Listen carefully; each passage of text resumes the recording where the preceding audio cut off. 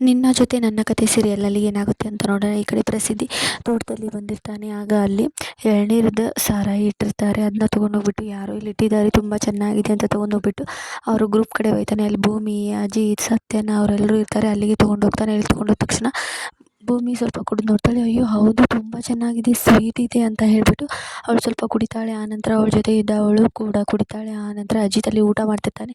ನೀವು ಕುಡೀರಿ ಪೊಲೀಸಪ್ಪ, ತುಂಬ ಚೆನ್ನಾಗಿದೆ ಅಂತ ಹೇಳ್ಬಿಟ್ಟು ಪೊಲೀಸಪ್ಪಗೂ ಕೂಡ ಅಜಿತ್ಗೂ ಕೂಡ ಭೂಮಿ ಕುಡಿಸ್ತಾಳೆ. ಹಾಗೆ ಪ್ರಸಿದ್ಧಿ ಕೂಡ ಕುಡಿದು ತೂರಾಡ್ತಾ ಅಲ್ಲೇ ಬೀಳ್ತಾನೆ. ಆನಂತರ ಏನಾಗುತ್ತೆ ಅಂತಂದರೆ ಅದನ್ನು ಮಡಿಕೆಯಲ್ಲಿ ಇಟ್ಟಿರ್ತಾನಲ್ಲ, ಅವನು ಬರ್ತಾನೆ. ಅಯ್ಯೋ ನಂದು ಎಳ್ನೀರು ಎಲ್ಲಿ ಹೋಯಿತು, ಯಾರು ತೊಗೊಂಡೋದ್ರು ಅಂತ ಹುಡುಕಾಟ ಶುರು ಮಾಡ್ತಾನೆ. ಆನಂತರ ಇವರೆಲ್ಲರೂ ಕುಡಿದ್ಬಿಟ್ಟು ಅಲ್ಲಿ ಡ್ಯಾನ್ಸ್ ಮಾಡ್ತಾ ಕುಡಿದು ತೂರಾಡಿ ಅಲ್ಲಿ ಕೆಳಗೆ ಬೀಳ್ತಾರೆ.